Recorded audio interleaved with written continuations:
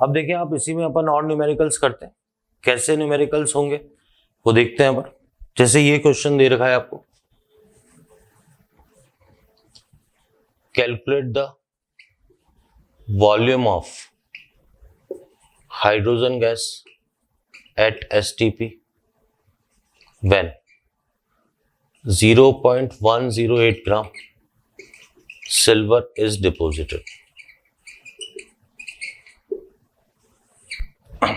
देखो मैं बार बार क्वेश्चन की लैंग्वेज नहीं लिख रहा हूं, वो बोल सकता है कि सेम चार्ज सेम टाइम के लिए जब सप्लाई कर रहे हैं तो सेम चार्ज इतना ही बोलना सफिशिएंट है, सेम करंट सेम टाइम के लिए। तो अगर सिल्वर का इतना डिपोजिशन हो रहा है तो हाइड्रोजन गैस का वॉल्यूम निकालना है आपको STP पे। तो देखो वही वापस सॉल्यूशन में मैंने यही कंसेप्ट लगाया। मैंने क्या लगाया, gram equivalent hydrogen equal to gram equivalent silver. अब आप ध्यान दें, यहां तो मैंने लगा दिया मोल्स इनटू वैलेंस फैक्टर और यहां पर ग्राम अपॉन इक्विवेलेंट वेट। ठीक, सिल्वर आपके पास इसका एटॉमिक वेट 108 होता है, क्वेश्चन में गिवन होगा। ठीक है, तो ये volume in litre upon 22.4 valence factor आ गया और यहां फॉर्मूला आ गया gram upon equivalent weight. Volume in litre आपको कैलकुलेट करना है, 22.4 आ गया।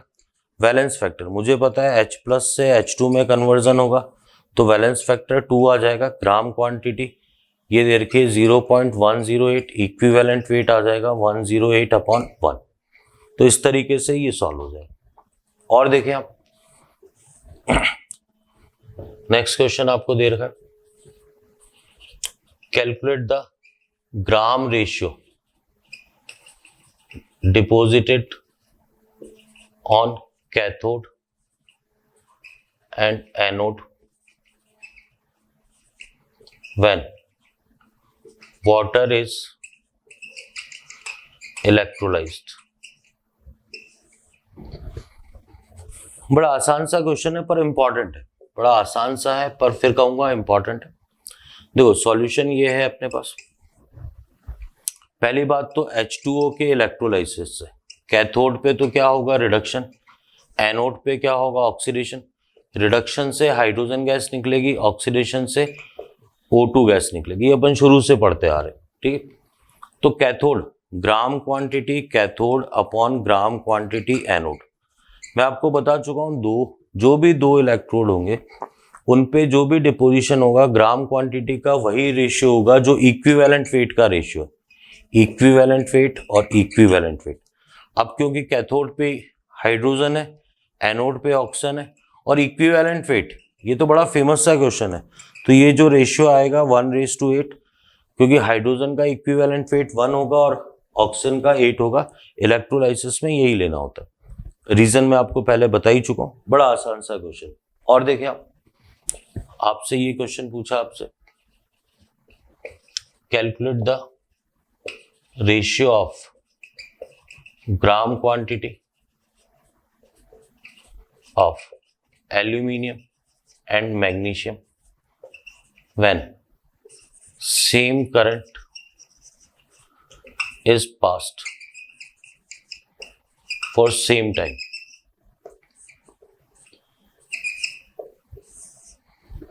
सेम करंट को सेम टाइम के लिए, मतलब चार्ज सप्लाई सेम। तो वापस आप वही जो सॉल्यूशन है ग्राम इक्विवेलेंट इक्वल कर दोगे।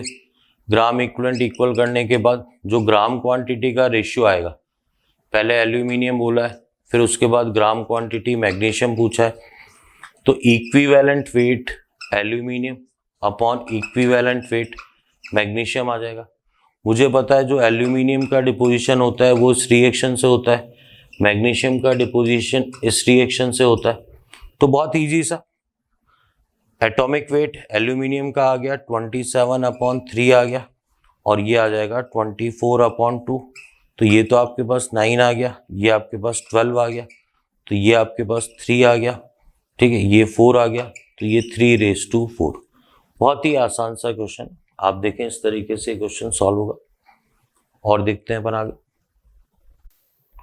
हाँ, इलेक्ट्रोलाइसिस पे और न्यूमेरिकल्स करते हैं। जैसे ये क्वेश्चन है, काफी अच्छा क्वेश्चन है, आप ध्यान दें। आपको दे रखा है 0.1 m 200 ml AgNO3 is electrolyzed if half of silver is deposited, then calculate the charge required in coulomb. देखें ये है क्वेश्चन, कैसे किया जाना है क्वेश्चन उस पर ध्यान देना भाई। अपन प्लान करते हैं, वैसे तो बहुत सीधे तरीके से भी हो जाएगा। आप चाहें तो सिल्वर के पहले इसमें ग्राम निकाल लें, फिर उसके आधे ग्राम डिपॉजिट होंगे, तो उससे अपन सॉल्व कर सकते हैं। पर अपने पास एक बहुत आसान सा और सीधा सा मेथड भाई। अपन ने कहा कि सॉल्यूशन जब अपन कर रहे हैं कि ग्राम इक्विवेलेंट, ठीक है, सिल्वर के इक्वल टू फैराडे के, सिल्वर के ग्राम इक्विवेलेंट उतने ही ग्राम इक्विवेलेंट होंगे जितने AgCl के, सॉरी यहाँ AgNO3 है, जितने AgNO3 के ग्राम इक्विवेलेंट्स होंगे। तो इसका आधा डिपॉजिट हो रहा है। मैंने कहा कि भाई ये फॉर्मूला लगाया N इंटू VML अपॉन 1000 और इसके आधे का डिपोजिशन हो रहा है, ये लगा दिया मैंने Q अपॉन 96500। नॉर्मलिटी इस वाले की 0.1 ही आएगी, ये 200 आ गया, ये 1000 आ गया और ये 1/2 और ये आ गया Q अपॉन 96500। तो इसको सॉल्व करने पे रिजल्ट आ जाएगा। किसी ने कहा कि सर मैं तो क्या सिस्टमेटिकली इस मेथड से कम करना चाहता हूँ, तो मैंने कहा ठीक है, molarity is equal to gram upon molecular weight into volume in litre. Molarity आपको कितनी दे रखी है 0.1, ये x आ गया, मॉलिक्यूलर वेट 108 आ गया, ये 200 आ गया और ये 1000 आ गया। x की वैल्यू की बात करें तो 0.1, 108, 200 अपॉन 1000 आ गया। ये आपके पास किसके आ गए, सिल्वर के ग्राम्स आ गए। मुझे पता है सिल्वर के कितने डिपॉजिट हो रहे हैं, आधे ग्राम डिपॉजिट हो रहे हैं, तो मैंने gram equivalent silver is equal to मैंने Q फैराडे लगा दिया, ये फैराडे। तो यहाँ पर ग्राम अपॉन इक्विवेलेंट वेट लगा दिया, यहाँ पर लगा दिया मैंने Q अपॉन 96500। ग्राम क्वांटिटी 0.1 इंटू 108 इंटू 200 अपॉन 1000 आ गया और जो इक्विवेलेंट वेट आया 108 अपॉन 1 आ गया Q अपॉन 96500। तो आप देखें, ध्यान से देखें अब आप, ये 108 पूरा कैंसिल आउट हो गया, 0.1 इंटू 200 1000। अच्छा, जितने भी ग्राम लिए अपन ने, ठीक है, उसका आधे का ही डिपोजिशन हो रहा है, तो 1/2 और आ गया।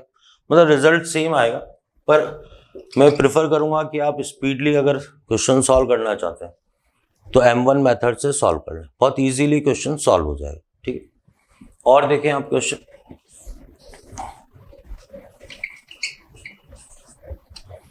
By chromium salt 2.6 gram chromium, atomic weight 56 is deposited and at anode 0.6 decimeter cube O2 is liberated. 1 mole O2 is equal to 24 decimeter cube. Calculate oxidation number of chromium. देखिए ये भी अच्छा क्वेश्चन। आप क्या करें, दोनों के ग्राम इक्विवेलेंट इक्वल कर लें।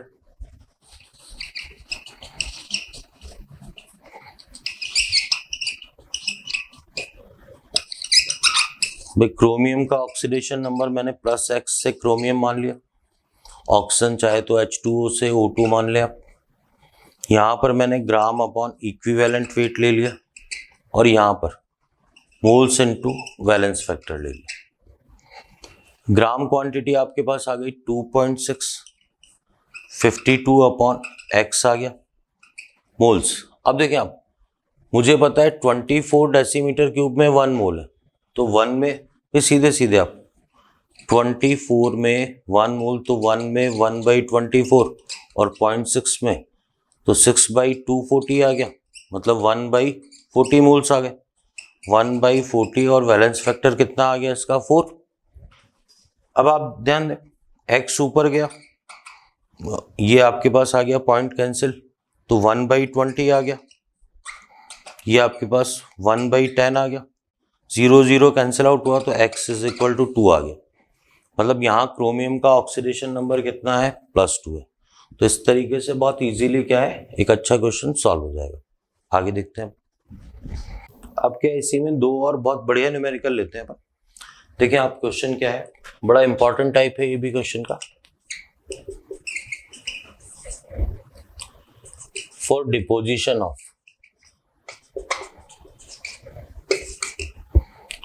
2.4 ग्राम magnesium, the cost is 25 rupees. Calculate the cost for deposition of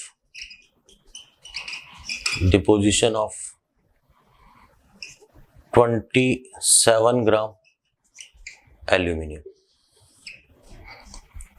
देखो बहुत ही अच्छा क्वेश्चन है और बहुत ही एग्जाम ओरिएंटेड है। आप ध्यान से देखना क्वेश्चन को प्लान कैसे किया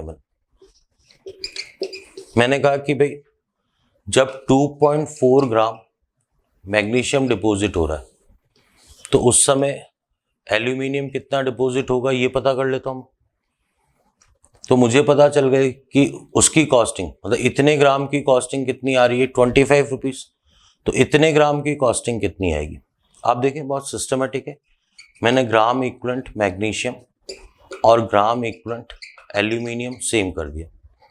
यहाँ आ गया ग्राम अपॉन इक्विवेलेंट वेट, यहाँ भी ग्राम अपॉन इक्विवेलेंट वेट। ये ग्राम क्वांटिटी मेरे पास कितनी दे रखी है इसने, 2.4, 24 अपॉन 2 आ गया, ये x आ गया, ये 27 अपॉन 3 आ गया।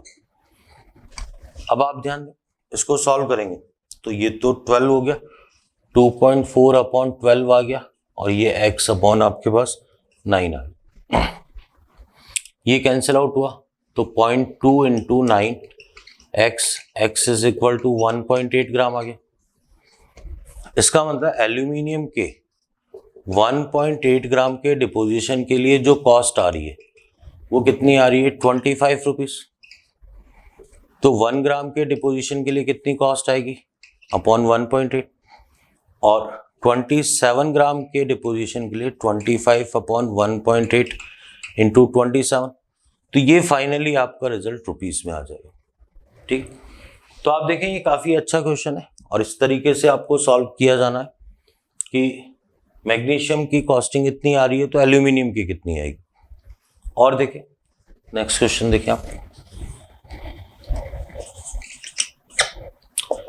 इन aqueous CuSO4 if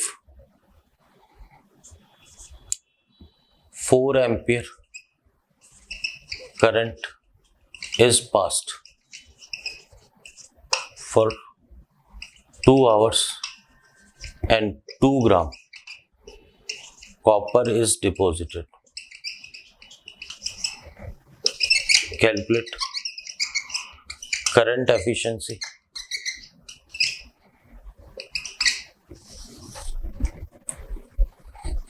तो देखिए ये क्वेश्चन भी काफी अच्छा है।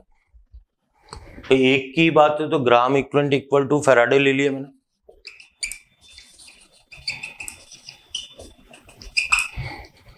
यहां पर फॉर्मूला लगाया ग्राम अपॉन इक्विवेलेंट वेट, यहां पर IT अपॉन 96500। मैंने करंट एफिशिएंसी x% मान ली। देखो इस तरीके से बहुत आसान हो जाएगा क्वेश्चन।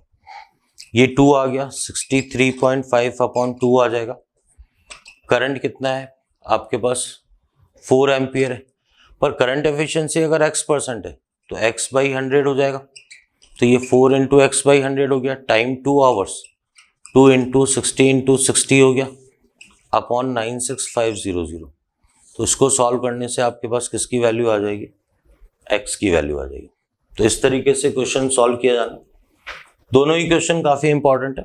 इस क्वेश्चन में क्या है, मैग्नीशियम के डिपोजिशन में कॉस्टिंग दे रखी है, एल्यूमिनियम क्या प्लान किया, जब मैग्नीशियम का इतना डिपॉजिट है तो एल्यूमिनियम इतना, इतने ग्राम की कॉस्टिंग इतनी, तो इतने ग्राम की कॉस्टिंग इतनी, बिल्कुल आसान सा। भाई यहाँ पर करंट एफिशिएंसी में लास्ट में भी सॉल्व कर सकता हूँ, पर हमेशा आपको ये इसीलिए लिया है मैंने क्वेश्चन कि आप पहले ही x% मान लें और उस हिसाब से सॉल्व करना है, तो एक ही स्टेप में आपके पास x की वैल्यू आ जाएगी। ठीक है, आगे देखते हैं। अब एक और बहुत ही बढ़िया न्यूमेरिकल अपन लेंगे। क्या है न्यूमेरिकल और कैसे सॉल्व होना है वो देखें आप। क्वेश्चन ये है 2m 400 ml NaCl is electrolyzed in presence of mercury electrode, then calculate gram of NaHg amalgam is formed। Hg का एटॉमिक वेट दे रखा है 200, volume in litre at STP of chlorine gas, third दे रखा है charge in coulomb required.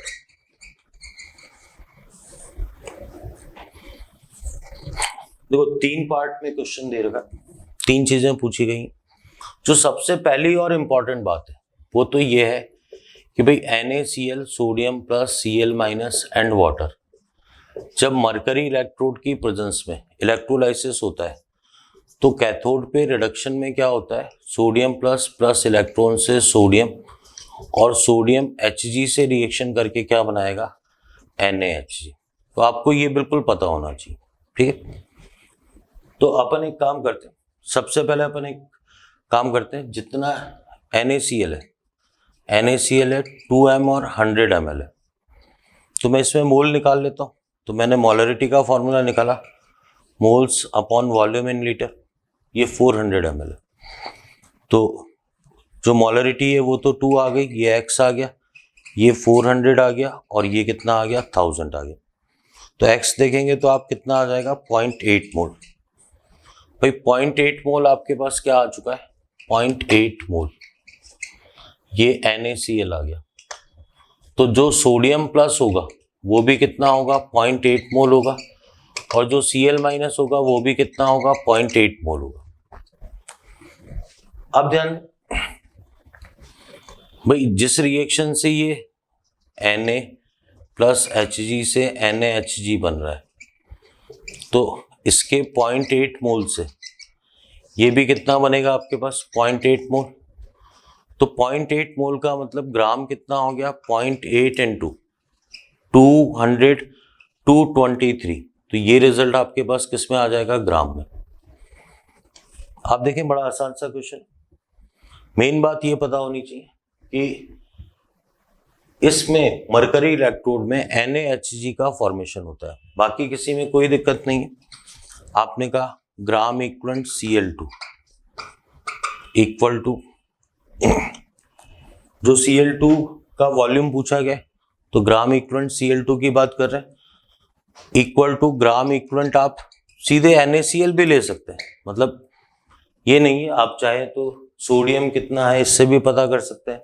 और वैसे मैं आपको सजेस्ट नहीं करूंगा, क्योंकि जब अपन ने ये कैलकुलेट कर ही लिया है तो Cl माइनस से Cl2 बनेगा, जब ये 0.8 मोल है तो ये 0.4 मोल बनेगा, और वॉल्यूम इन लीटर कितना आ जाएगा, 0.4 इंटू 22.4 लीटर।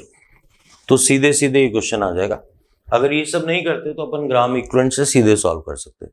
ठीक, और देखें आप, चार्ज का पूछा है तो आप सीधे ये कर सकते हो, भाई सोडियम प्लस प्लस इलेक्ट्रॉन से सोडियम बन रहा है, तो 0.8 मोल, तो इलेक्ट्रॉन के भी कितने की जरूरत है, 0.8 मोल की जरूरत है। इसका मतलब हो गया 0.8 फैराडे हो गया, तो 0.8 इंटू 96500 गुलाम। तो बहुत इजीली क्वेश्चन सॉल्व हो जाएगा, इतने गुलाम में आपका आंसर आ जाएगा। मेन इस क्वेश्चन के अंदर क्या है, इस पे वापस मैं आपको फोकस करता हूँ कि जब भी मरकरी इलेक्ट्रोड होगा तो मरकरी इलेक्ट्रोड की प्रेजेंस में NaHg अमलगम फॉर्म होगा। दूसरा जो डेटा दे रखे उससे मैंने ये कैलकुलेट कर लिया कि सॉल्यूशन में कितना सोडियम प्लस और एंड कितना Cl माइनस अवेलेबल है। तो इस तरीके से ये क्वेश्चन इजीली सॉल्व हो जाएगा। आगे देखते हैं अपन। हाँ, तो इसके बाद फैराडेज लॉ पे ही अपन और न्यूमेरिकल्स करेंगे। तो फैराडेज लॉ पे ही न्यूमेरिकल्स देखते हैं। क्वेश्चन ये है आपके पास, क्वेश्चन ये है, calculate the volume of chlorine gas at STP when 5 ampere current is passed for 20 minutes in aqueous KCl solution। तो देखिए आप, ये न्यूमेरिकल है, जैसा पिछला न्यूमेरिकल था ऑलमोस्ट वैसा ही। उसको मैंने क्या है कई पार्ट्स में कर दिया था, इसलिए बड़ा हो गया था न्यूमेरिकल। पर आप देखें टुकड़ों में ऐसा न्यूमेरिकल पूछा जाता है, ठीक है। अब क्या है इसके सॉल्यूशन के लिए, इसके सॉल्यूशन के लिए आप क्या करेंगे भाई, सबसे पहले आपको पता होना चाहिए K+Cl- एंड वाटर। तो प्रोडक्ट के बारे में पता होना चाहिए कि भाई H2O, K+ और H2O में जो रिडक्शन होगा वो इसका होगा, H2O का पहले होगा, और जो प्रोडक्ट बनेगा वो हाइड्रोजन गैस बनेगी। यहाँ पर Cl- से कौन सी गैस बनेगी, Cl2 गैस बनेगी। अब क्योंकि इसने पूछा आपसे Cl2 गैस का वॉल्यूम है, वॉल्यूम इन लीटर, मुझे पता है अगर मैं मोल्स निकाल लूँगा, तो ये मेरा प्लान है कि भाई मोल्स निकाल लूँगा, तो मोल्स के बाद मैं इसको ईजिली किस में कन्वर्ट कर सकता हूँ, वॉल्यूम में। तो मैंने बिल्कुल जो मैंने आपको बताया था बहुत ईजी वे में मैंने जो सॉल्यूशन किया उसमें ग्राम इक्वलेंट Cl2 और फैराडे को इक्वल कर दिया। यहाँ पर फॉर्मूला लगाया, पहले मोल्स इनटू वैलेंस फैक्टर लगाया, फैराडे की जगह मैंने IT/96500 कर दिया। अब ध्यान दें, मोल्स की जगह मैंने ये लिखा, भाई मुझे पता है कि जो मोल्स होते हैं वो होते हैं अपने पास वॉल्यूम इन लीटर अपॉन 22.4। ये किसके लिए होते हैं, गैसेस के लिए। तो यहाँ ये फॉर्मूला लगा दिया मैंने, वॉल्यूम इन लीटर अपॉन 22.4 और वैलेंस फैक्टर देखिए यही लिखते हैं अपन, Cl- से Cl2, तो 0 से -1, ये कितने का चेंज है, 1 का। 2 क्लोरीन के लिए 2 का चेंज, तो वैलेंस फैक्टर कितना आ जाएगा, 2। आई की वैल्यू, करंट की वैल्यू, तो करंट की वैल्यू 5 एम्पियर दे रखा है, टाइम सेकंड में, तो ये क्या है 10 मिनट्स है, 10 × 60 ये सेकंड्स में आ जाएगा, अपॉन 96500। तो आप देखें एक ही स्टेप में वॉल्यूम इन लीटर आप इजीली सॉल्व कर सकते हैं, ठीक है। और देखें आप क्वेश्चन, भाई आपको क्वेश्चन ये दे रखा, calculate the gram of copper deposited when 10 ampere current is passed for 2 hours in aqueous CuSO4।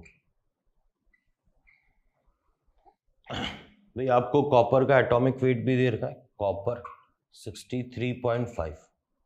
अब आप देखें सॉल्यूशन, भाई इसमें तो सीधे कॉपर के डिपोजिशन की बात कर रहा है, कुछ भी अपने को ये नहीं करना है कैथोड पे क्या जाएगा, एनोड पे क्या जाएगा, आप तो सीधे सीधे सॉल्व करें।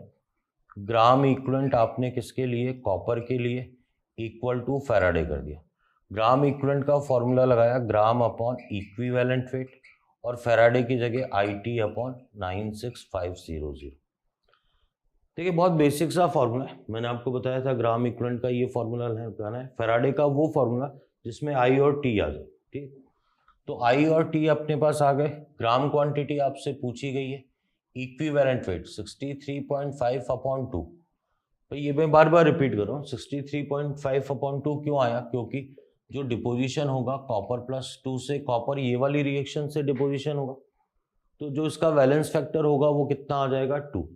आई की वैल्यू आपके पास कितनी है, करंट की वैल्यू, आई 10 एम्पियर है, 10 ampere 2 hours 2 × 60 minutes × 60 seconds upon कितना आ जाएगा 96500। तो आप देखें इसको सॉल्व करने पे आपके पास ग्राम क्वांटिटी सीधे ही आ जाएगी, ठीक। तो इस तरीके से ये क्वेश्चन सॉल्व होगा। और देखते हैं अपन क्वेश्चन, आप देखें आपको क्वेश्चन ये दे रखा 12.3 ग्राम nitrobenzene is electrolyzed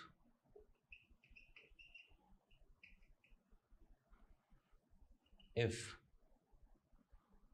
965 coulomb charge is required and charge efficiency is 50%. Charge efficiency दे रखी है आपको 50%. 965 की जगह इसने दे रखा है Q coulomb. Charge is required and charge efficiency is 50%. Then Q is equal to what? देखो ये बड़ा ही इंपॉर्टेंट क्वेश्चन है और कई कॉम्पिटिटिव एग्जाम्स में आ चुका है. तो इसमें क्या है, कुछ बातें, हालांकि जो एग्जाम में क्वेश्चन आया था उसमें ये दे रखा था कि जो नाइट्रोबेंजीन है C6H5NO2 है, ये इलेक्ट्रोलाइटिक रिडक्शन से एनिलीन में कन्वर्ट होता है. पर आपको है ना ये रिएक्शन याद भी होनी चाहिए, क्योंकि ऐसा भी कुछ टफ कॉम्पिटिटिव एग्जाम्स में या अपन गाइड्स की बात करें, बुक्स की बात करें, तो ऐसा क्वेश्चन भी होता है जिसमें आपको याद होना चाहिए कि नाइट्रोबेंजीन के इलेक्ट्रोलाइटिक रिडक्शन से एनिलीन फॉर्म होता है. अब आप ध्यान दें, ये है C6H5 plus NO2 minus NH2 minus. तो आप ध्यान दें यहाँ पर ये आपके पास x minus 4 equal to -1, x is equal to +3, x plus 2 is equal to -1, x is equal to -3. तो जो वैलेंस फैक्टर आएगा वो 6 आएगा. इसका मतलब जो इसका इक्विवेलेंट वेट आएगा वो मॉलिक्यूलर वेट अपॉन, ठीक है, जो वैलेंस फैक्टर होता है. अब मॉलिक्यूलर वेट की बात करें नाइट्रोबेंजीन, तो देखो कार्बन का 12 × 6, तो ये तो आपके पास आ गया 72. अपन बात करें हाइड्रोजन की तो ये 5 आ गया ये, और ऑक्सीजन का 32, नाइट्रोजन का 14. आप देखेंगे तो ये आपके पास आ गया 7, 9, 4, 3. फिर ये देखें तो ये 12 आ गया आपके पास, तो एग्जैक्टली 123 आता है. तो ये आपके पास आ गया 12.3 अपॉन 123. ठीक है. अब बात करें अपन, यहाँ पर मैं इसके सॉल्यूशन की बात करता हूँ. बहुत इजी सा और एक ही स्टेप में हो जाएगा. देखो मैंने क्या किया, gram equivalent equal to Faraday ले लिया. ठीक है. ग्राम इक्विवेलेंट की वैल्यू तो ग्राम अपॉन इक्विवेलेंट वेट, ये फॉर्मूला लगाया ग्राम अपॉन इक्विवेलेंट वेट, और यहाँ लगा दिया Q अपॉन 96500.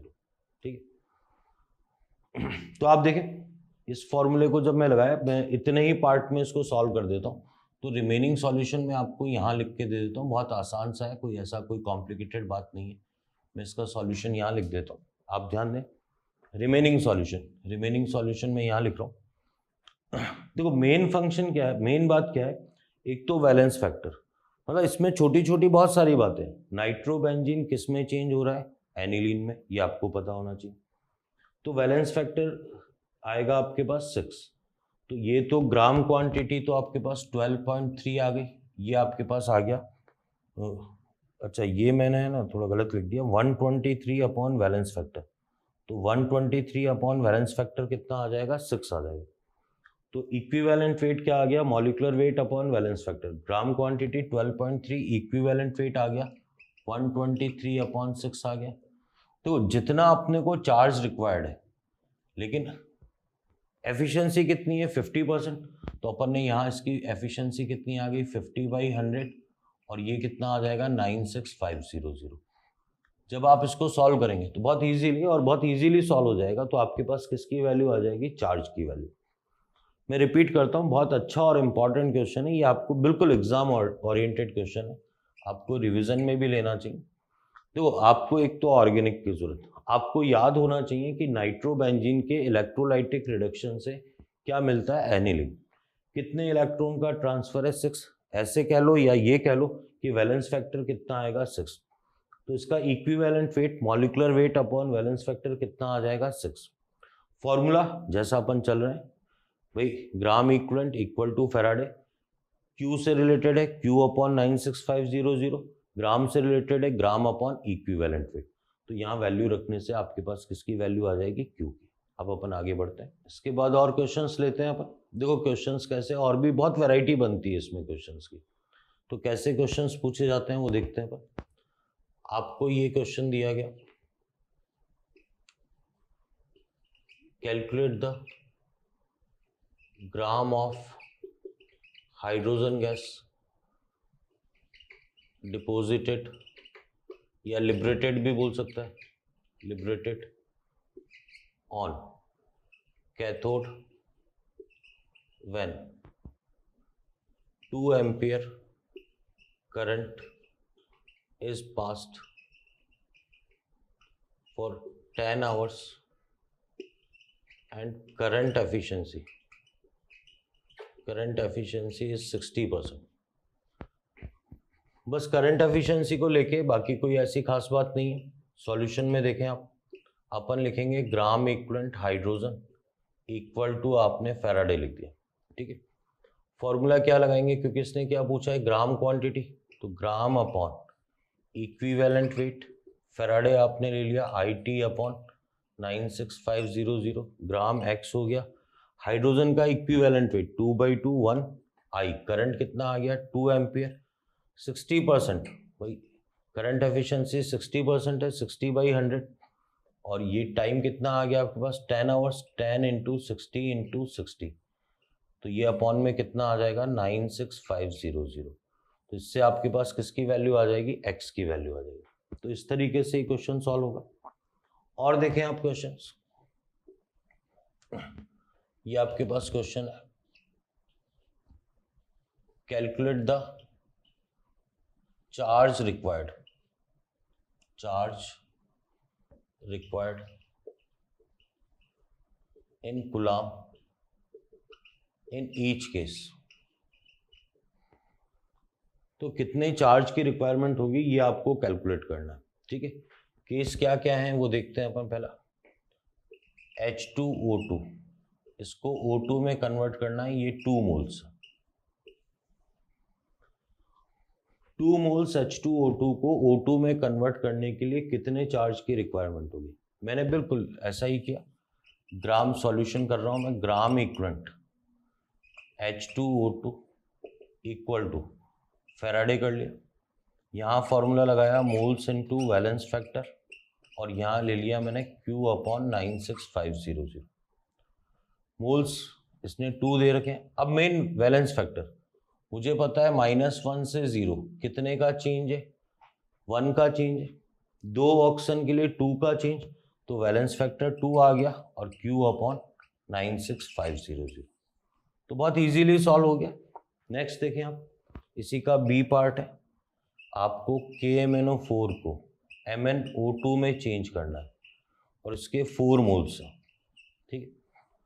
तो वापस मैंने क्या किया, सेम फॉर्मूला, मैंने फॉर्मूला लगाया gram equivalent KMnO4 equal to, मैंने लगा दिया फैराडे, यहाँ फॉर्मूला लगा दिया मोल्स इनटू वैलेंस फैक्टर, और फैराडे मेरे पास आ गया Q अपॉन 96500।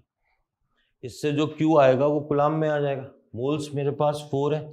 अब मेन वैलेंस फैक्टर, तो आप देखें वैलेंस फैक्टर जो +7 से +4 आएगा, तो वैलेंस फैक्टर कितना आ जाएगा 3 आ जाएगा, और ये Q अपॉन 9650। तो इस तरीके से चार्ज की वैल्यू आ जाएगी। नेक्स्ट देखें आप, C दे रखा है आपको, CaO से कैल्शियम, ठीक है, ये दे रखा है आपको 40 ग्राम, ठीक है। 40 ग्राम CaO को कैल्शियम में बदलना है, ठीक है। तो बिल्कुल आसान सा मैंने ये किया, ग्राम इक्विवेलेंट, ये सॉल्यूशन है, ग्राम equivalent CaO equal to Faraday, यहाँ फॉर्मूला लगा दिया gram upon equivalent weight, Faraday लगा दिया Q अपॉन 96500, ये 40 आ गया। अब थोड़ा इक्विवेलेंट वेट पे ध्यान दें, मुझे पता है कैल्शियम का कितना होता है एटॉमिक वेट 40, ऑक्सीजन का कितना होता है 16, तो ये मेरे पास आ गया 56, और +2 से 0 हो रहा है, इसका मतलब कितने का चेंज है 2 का, तो ये 56 अपॉन 2 आ गया, और ये Q अपॉन 9650। तो इस तरीके से ये सॉल्व हो जाएगा। तो आप देखें ये एक नया टाइप है जिसमें इसको इसमें कन्वर्ट करने के लिए कितने चार्ज की रिक्वायरमेंट होगी। तो चाहे मोल क्वांटिटी दे रखी है, चाहे आपको ग्राम क्वांटिटी दे रखी है, फॉर्मूला एक ही लगाना है, बड़ा आसान सा, gram equivalent is equal to Faraday, जिससे आप क्वेश्चन को बहुत इजीली सॉल्व कर सकते हैं। आगे देखते हैं। इसी में डी केस देखें, बड़ा ही इंपॉर्टेंट और अच्छा क्वेश्चन है। देखें डी केस देखें, आपको दे रखा है Mn3O4, इससे बना रहा है ये MnO2, ठीक है। इसके 2 मोल्स है और आपसे चार्ज पूछा गया। सॉल्यूशन पे ध्यान दें आप, मैंने क्या किया, ग्राम इक्विवेलेंट Mn3O4 ले लिया इक्वल टू फैराडे कर लिया। यहाँ पर आ गया मेरे पास मोल्स इनटू वैलेंस फैक्टर, और ये आ गया Q/96,500। मोल्स तो मेरे पास 2 आ गए, मेन है वैलेंस फैक्टर और Q/96,500। अब आप ध्यान देना, Mn3O4 इससे बन रहा है आपके पास MnO2। भाई ये आपके पास आया +8/3 और यहाँ पर आपके पास आ गया +4। तो आप ध्यान दें, 4 - 8/3 कितने का चेंज है, पहले ये देख लेते हैं हम। तो 12 - 8 आपके पास कितना आ गया, ये आ गया 4/3 का चेंज। 4/3 का चेंज तो कितने के लिए, एक मैग्नीज के लिए। इसमें टोटल मैग्नीज कितनी है, 3। तो जो टोटल चेंज आएगा वो कितने का आएगा, 4 का आएगा। ये खास बात, जल्दबाजी में स्टूडेंट क्या है, इसका वैलेंस फैक्टर 4/3 ले लेते हैं। पर आप देखें Mn3O4 है, तो इसमें जो टोटल चेंज आएगा, भाई एक मैग्नीज के लिए जो चेंज आ रहा है वो कितने का आ रहा है, 4/3 का। तो इतनी मैग्नीज के लिए, इसमें कंपाउंड में कितनी मैग्नीज है, 3 के लिए जो टोटल चेंज आएगा वो कितने का आएगा, 4 का। तो इसका जो वैलेंस फैक्टर है ये इंपॉर्टेंट है। तो ये वाला क्वेश्चन भी क्या है, इक्वली इंपॉर्टेंट। और ध्यान दें,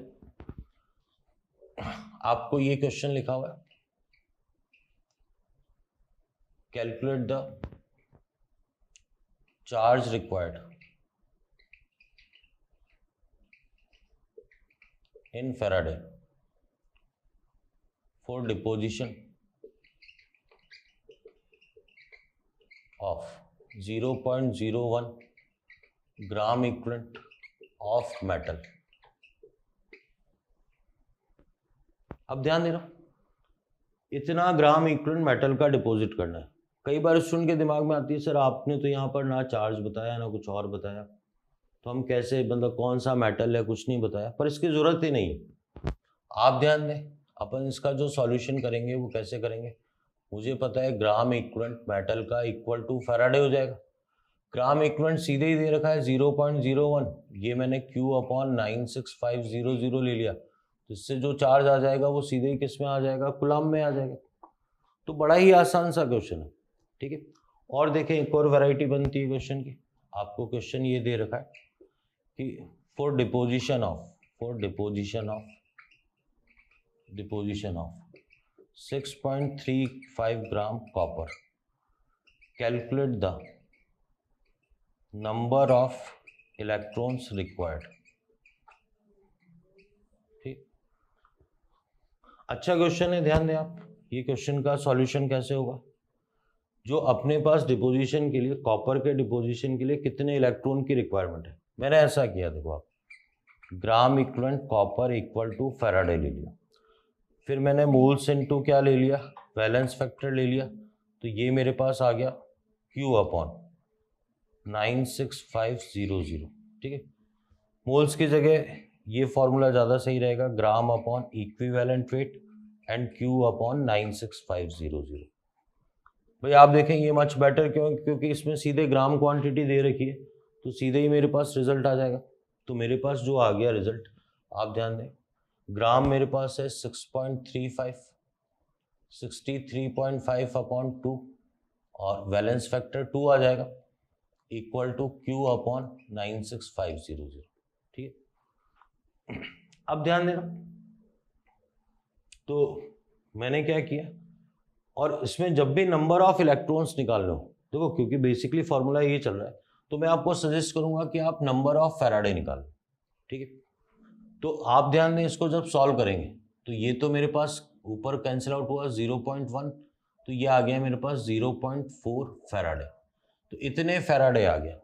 मुझे पता है कि अगर 1 फैराडे होता है, 1 फैराडे में मोल्स ऑफ इलेक्ट्रॉन होते हैं, मोल्स ऑफ इलेक्ट्रॉन 1, तो 0.4 फैराडे में मोल्स ऑफ इलेक्ट्रॉन कितने हो जाएंगे मेरे पास? 0.4 मोल्स। अब 0.4 मोल्स का मीनिंग मैं सीधे ही लेता हूँ नंबर ऑफ इलेक्ट्रॉन्स, तो 0.4 into 6 into 10 to the power 23, तो मेरे पास नंबर ऑफ इलेक्ट्रॉन, मतलब बहुत बेटर है कि आप इसी तरीके से सॉल्व करें।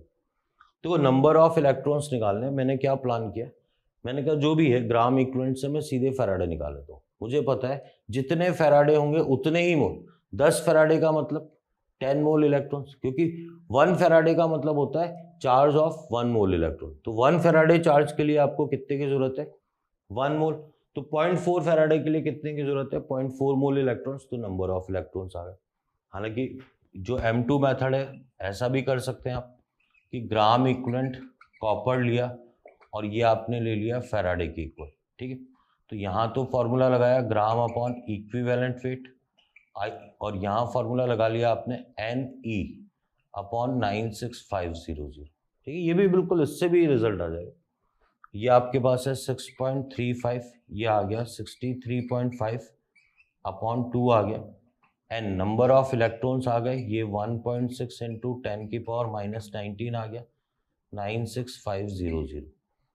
तो इसको सॉल्व करने पे आपके पास क्या आ जाएंगे, जो नंबर ऑफ इलेक्ट्रॉन्स। पर मैं आपको सजेस्ट नहीं करूँगा आप क्वेश्चन को कौन से फॉर्मूले से सॉल्व करें, M1 मेथड से ही सॉल्व करें, जिसमें फैराडे निकलने से सीधे ही मोल्स ऑफ इलेक्ट्रॉन आ जाएंगे और बहुत इजीली नंबर ऑफ इलेक्ट्रॉन्स आ जाएंगे। तो इस तरीके से क्वेश्चन को सॉल्व करें, बहुत आसान हो जाएगा क्वेश्चन। आगे देखते हैं। तो नेक्स्ट टाइप के न्यूमेरिकल को क्या है कि मैं टाइप बी लिख देता हूँ। ये दिखने में ही टिपिकल होते हैं पर कंपैरेटिवली टाइप ए से भी आसान होते हैं। न्यूमेरिकल का टाइप क्या है, जब एक की क्वांटिटी आपको दे रखी है और दूसरे की पूछी गई है, कुछ भी नहीं करना, आप दोनों के ग्राम इक्विवेलेंट्स इक्वल कर लो। ये बात आपको बेटर क्वेश्चन से समझ में आएगी। तो मैं इसको टाइप बी कैटेगरी में बांध देता हूँ, टाइप बी न्यूमेरिकल्स की। अब इसमें क्या है, अपन क्वेश्चन की बात करें तो क्वेश्चन 1, ठीक है।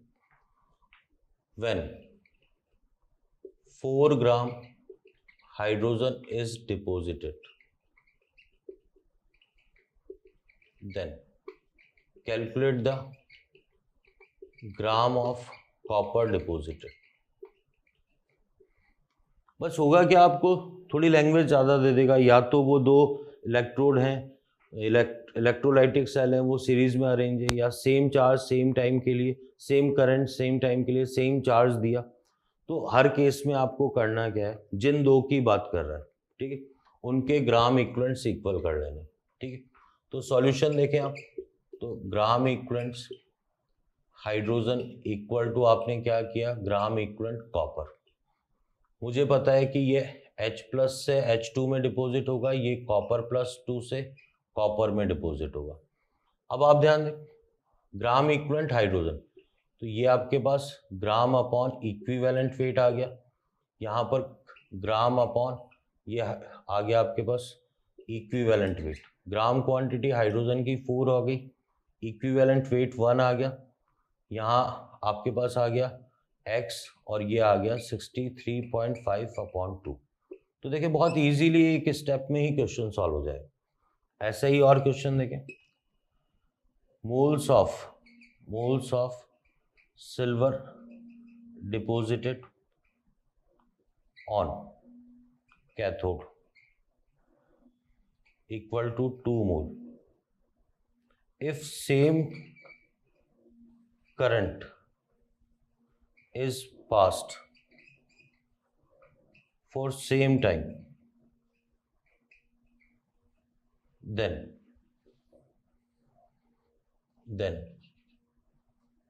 moles of aluminium deposited will be। देखिए बहुत ही आसान सा क्वेश्चन, सेम, मतलब आपको लगेगा एक बार कि सर लैंग्वेज में टफ है, लेकिन बहुत ही आसान सा है भाई। एक तरफ आपको सिल्वर के मोल्स दे रखे, दूसरी तरफ आपसे क्या पूछा गया, एल्यूमिनियम के मोल्स। आप कुछ भी नहीं, बहुत आसान सा, आप एक काम करें, gram equivalent silver equal to gram equivalent किसके ले लें, एल्यूमिनियम के। दोनों तरफ फॉर्मूला क्या लगा दिया, मोल्स इनटू वैलेंस फैक्टर, इधर भी फॉर्मूला क्या लगा दिया, मोल्स इनटू वैलेंस फैक्टर। भाई मोल्स कितने हैं, सिल्वर के मोल्स आप देखें कितने दे रखे हैं इसने, 2 मोल्स दे रखे हैं। वैलेंस फैक्टर ये मैं आपको लिख के दे देता हूँ, Ag प्लस से Ag रिएक्शन होती है, एल्यूमिनियम की एल्यूमिनियम प्लस 3 से एल्यूमिनियम, ये आपको पता होना चाहिए और बहुत आसान सी बात है। तो वैलेंस फैक्टर 1 आ गया इसका, x इंटू इसका वैलेंस फैक्टर कितना आ गया 3।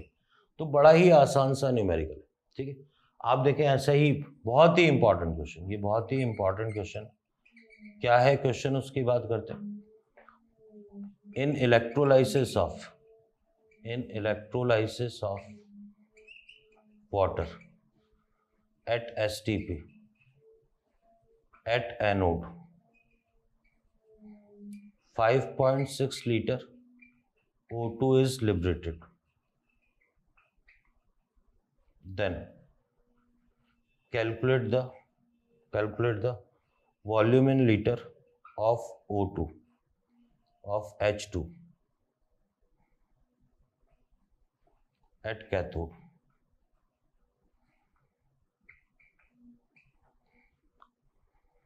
भाई वाटर के इलेक्ट्रोलाइसिस में 5.6 लीटर तो O2 मिल रहा है, तो H2 पूछा है आपसे। वैसे तो मैं आपको एक चीज़ बताऊं भाई, मैं आपको सॉल्यूशन में 2 चीज़ें बताता हूँ। M1 मेथड ज़्यादा इजी है भाई, मुझे पता है H2 प्लस हाफ O2, ठीक है। जब भी वाटर का इलेक्ट्रोलाइसिस होता है तो इस रेशियो में H2O2 मिलते हैं, ठीक। तो अगर इसके आधे मोल मिल रहे हैं, हाफ मोल मिल रहे हैं, तो इसके कितने मिलेंगे आपको, 1 मोल मिलेंगे, ठीक है। इसके 1 मोल मिलेंगे तो इसके कितने मिलेंगे, 2 मोल्स। अगर इसका 1 लीटर है तो इसका कितना होगा, 2 लीटर। इसका 10 लीटर है तो इसका कितना होगा, 20 लीटर। 5.6 लीटर है तो 11.2 लीटर आ जाएगा, मतलब सीधे ही ये आंसर आ जाएगा। पर ठीक है, अपन ऐसा नहीं है, अगर उस समय याद नहीं आ रहा है आपको तो बहुत जनरल सा मेथड, ठीक है। मैंने कहा gram equivalent H2 equal to आप क्या कर लें, ग्राम इक्वलेंट O2 कर लें, ठीक। यहाँ पर आपने मोल्स इनटू वैलेंस फैक्टर लिया, यहाँ भी आपने मोल्स इनटू वैलेंस फैक्टर लिया। वॉल्यूम इन लीटर अपॉन 22.4 ये valence factor, volume in litre upon 22.4 ये वैलेंस, लिख देता हूँ वापस वैलेंस फैक्टर। मुझे पता है वैलेंस फैक्टर, भाई देखो वॉल्यूम इन लीटर H2 का निकालना है, ये 22.4 कैंसिल आउट हो गया, ये H2 का कैलकुलेट करना है, ये आ गया वैलेंस फैक्टर। मुझे पता है H प्लस से H2 बनेगा, तो 0 से +1 कितने का चेंज है, 2 का, वैलेंस फैक्टर 2 आ गया। ये 5.6 इंटू ये आपके पास H2O से O2, यहाँ भी H2O से O2 कर लो, कोई दिक्कत नहीं। तो ये क्या आएगा, 0 से -2, 4 का चेंज है, वैलेंस फैक्टर 4 आ जाएगा। तो अब आप ध्यान दें, ये 2 आ गया तो ये कितना आ जाएगा, 11.2 लीटर। तो रिजल्ट तो आपका 11.2 लीटर ही आना, ठीक है। लास्ट क्वेश्चन, या अपन इस वैरायटी के क्वेश्चंस की अभी और भी करेंगे इस पे क्वेश्चंस। मेन है जहां भी 2 की बात हो ना, जहां भी 2 की बात हो, आपको कुछ नहीं करना, दोनों के ग्राम इक्विवेलेंट्स इक्वल कर लो और सूटेबल फॉर्मूला लगा दो, बहुत इजीली क्या है क्वेश्चन सॉल्व हो जाएगा।